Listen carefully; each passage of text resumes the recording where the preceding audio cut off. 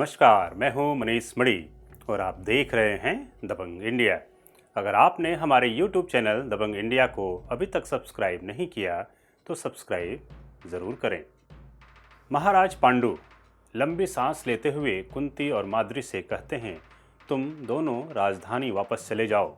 वहाँ हमारी दाती से पितामह भीष्म, भ्राता धृतराष्ट्र, विदुर, राजपुरोहित, आदरणीय ब्राह्मणों, महात्माओं और सगे संबंधियों से कहना कि पांडु ने संन्यास ले लिया है।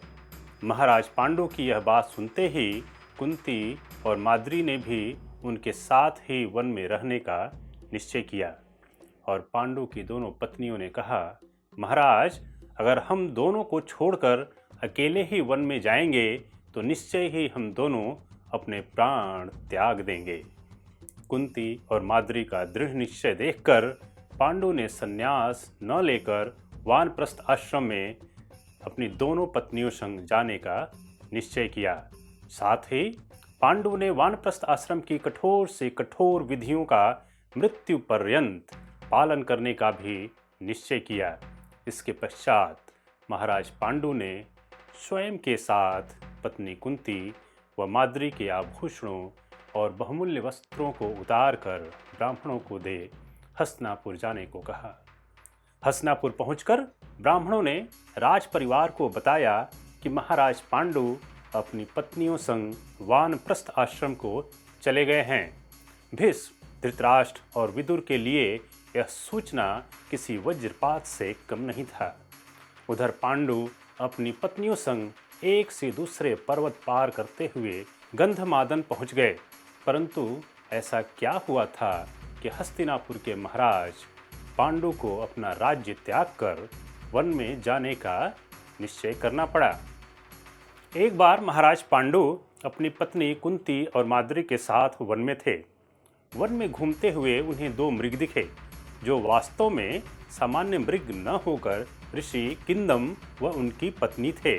दोनों मृग रूप में उस समय प्रेम की अवस्था में थे। पांडु ने अपने धनुष से 5 बाण उन हिरणों पर चलाया। दोनों मृग घायल हो गए। घायल अवस्था में ऋषि किंदम अपने वास्तविक रूप में आते हैं और इस कृत्य के लिए महाराज पांडु को किंदम श्राप देते हैं कि तुम जब भी अपनी पत्नी संग इस प्रेम की अवस्था में होगे, उसी समय तुम्हारी मृत्यु हो जाएगी और तुम्हारी पत्नी को भी अपना प्राण त्यागना पड़ेगा। मृग रूपधारी किंदम की मृत्यु से पांडु बहुत शोक में चले गए। अनजाने में हुए इस दुर्घटना को वो भुला नहीं पा रहे थे और अपने कृत्य के लिए वह खुद को क्षमा भी नहीं कर पा रहे थे। उनका मन बहुत अशांत हो चला था।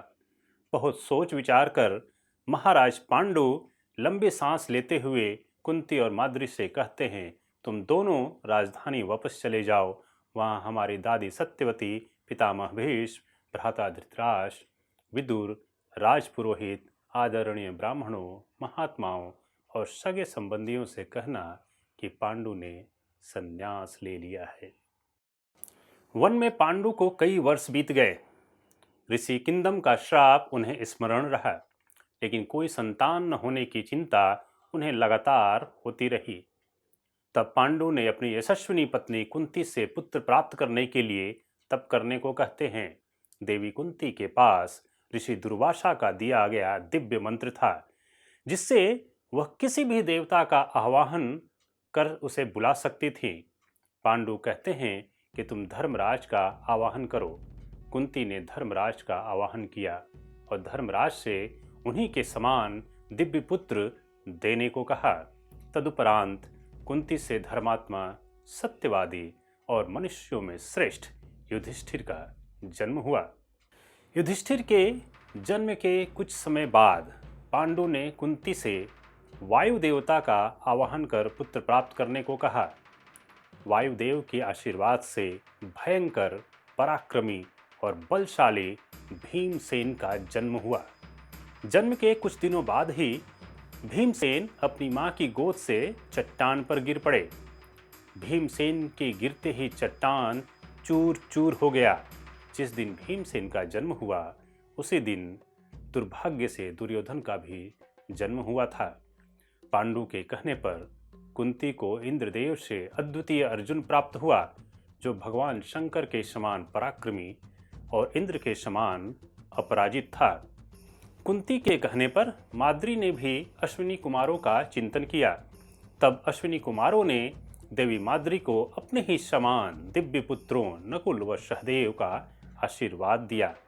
अब पांडु के अति विशिष्ट 5 पुत्र थे: युधिष्ठिर, भीम, अर्जुन, नकुल और सहदेव। वसंत ऋतु में सारे वन वृक्ष पुष्पों से सुगंधित थे। 5 पुत्रों के पिता पांडु अपनी पत्नी माद्री के संग वन में घूम रहे थे। पांडु को ऋषि किंदम के दिए हुए श्राप को पूर्ण होने का अब समय आ गया था। पांडु पत्नी माद्री के मनोहर रूप को देख आसक्त हो गए। पांडु और देवी माद्री ऋषि किंदम की तरह ही प्रेम में थे। पांडु को ऋषि के श्राप का अब कोई भान नहीं था। देववश पांडु की चेतना नष्ट हो गई। पांडु अब नहीं रहे। देवी कुंती के बहुत समझाने पर भी देवी माद्री ने स्वयं को सती कर लिया। यही ऋषि किंदम का श्राप था।